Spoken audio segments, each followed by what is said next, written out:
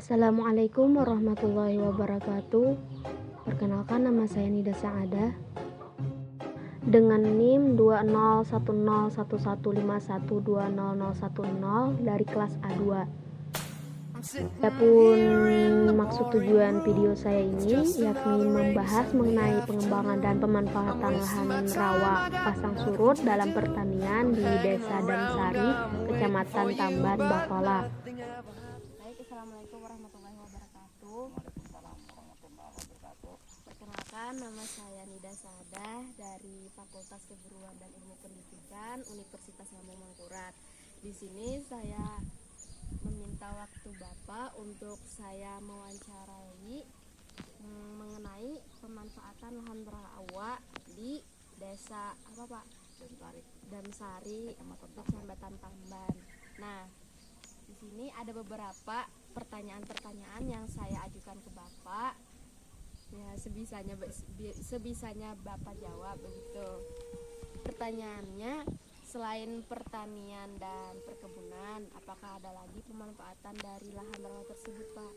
Lahan rawa tersebut kemungkinan bisa dijadikan tempat perikanan, bisa seperti ini. Kan bisa ditaburi bibit nih. Apalagi, Pak? Ya, daripada sawah cuma itu aja yang bisa kemungkinannya. Terus lahan rawa mayoritasnya itu kan kebanyakan pertanian. Nah, lahan rawa seperti apa yang baik digunakan untuk pertanian? Biasanya lahan rawa yang bagus untuk pertanian itu lahan rawa pasang surut lah.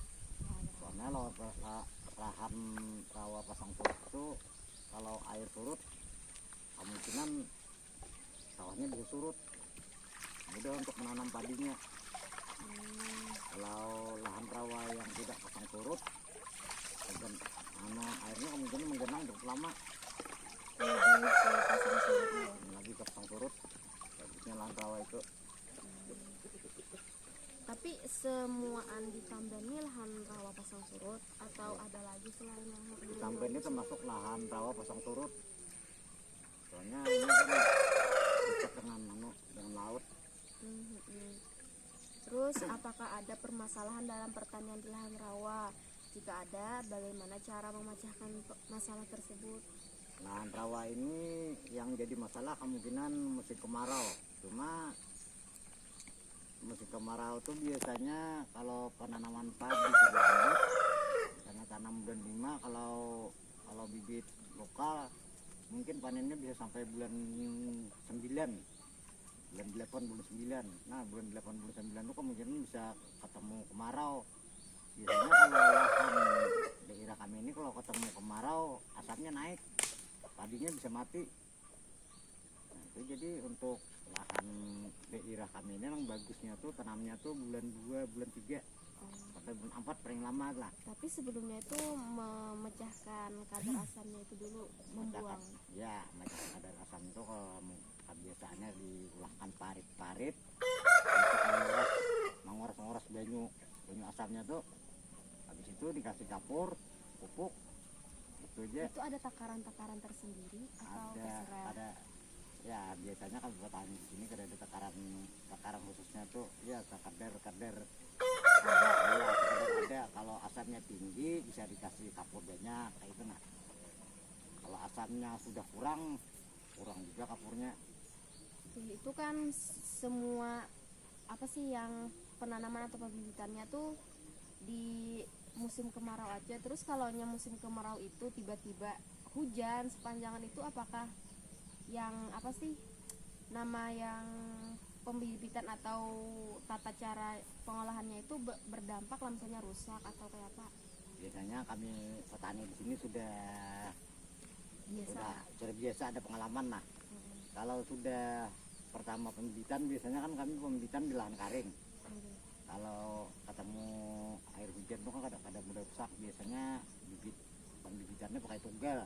Nah itu tunggal teradak lah bahasa banjirnya.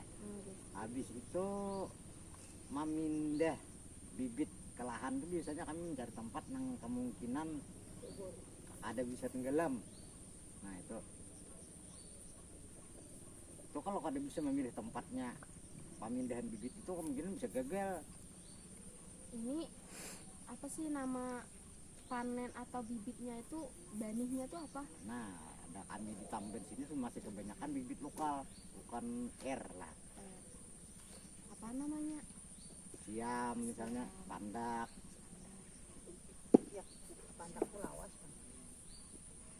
Terus Pak, apakah dalam pertanian di lahan rawa itu kan tadi lebih ke lahan rawa pasang surut, dilakukannya pada bulan berapa, tanggal berapa, atau pada musim apa Pak? Biasanya di daerah kami sini yang bagus itu untuk penanaman sekitar bulan 2 sampai ke bulan 4 lah. Kalau habis itu bulan 5 bulan 6 tuh kemungkinan bisa ketemu kemarau, akibatnya hasilnya bisa rusak. Lebih ke musim kemarau Ya, dan kalau bulannya itu di bulan 5 dan 6. Ya, kalau tanamnya biasanya yang bagus tuh ya dari bulan 1 lah. Bulan 1, bulan 2, bulan 3 sampai habis bulan 4. Kalau habis bulan 4 tuh bisa udah keadaan lagi. Soalnya kita hasil akhirnya panennya tuh kan bisa ketemu kemarau. Jadi selain di bulan itu tuh kalaunya terlambat di panennya tuh ada baik lagi loh. Kayaknya bisa rusak. Soalnya kan kita kada memprediksi alam ini kemaraunya kapan, bulan berapa. Biasanya yang merusak padi hasil panen itu musim kemarau. Namun kalau keterlambatan kemungkinan bisa hama seperti tikus, burung. Nah, itu merusak. kan ada tuh yang binatang-binatang kayak burung, gitu kan tadi kayak hama. Itu tuh cara mengatasinya adakah kayak pemupukan atau penyemprotan zat-zat kimia? Ya biasanya di sini mengatasinya tuh pakai penyemprotan zat kimia racun itu. Misalnya kayak hama wereng itu terpaksa campur. Itu tuh sudah berkurang loh. Itu ya bisa sedikit mengurangi lah. Namun sampai habis total juga kan bisa juga ada mengurangi gitu. Tikus ya diracun misalnya tikus. Itu tidak berdampak dengan lahannya lah Pak. Ada berdampak itu. Soalnya kan itu dari Oh, berarti ada apa sih sangkut pautnya dengan dinas pertanian? kan ada penyuluhan. Artinya penyuluhan dari dinas pendidikan itu biasanya datang ke sini juga. Dinas pertanian.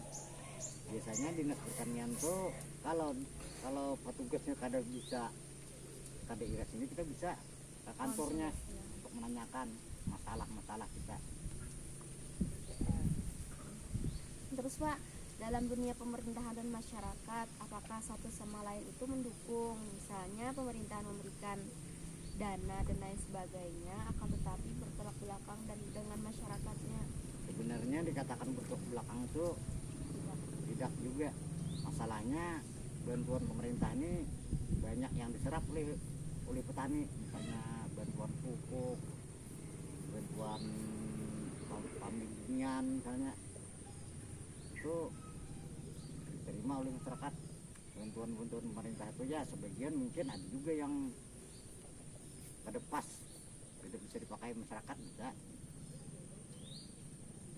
pemerintah mau membantu ini kada cocok dengan masyarakatnya, kemungkinan sebagian ada yang ditolak. Tapi lebih banyak tidaknya Pak. Lebih banyak bagusnya pada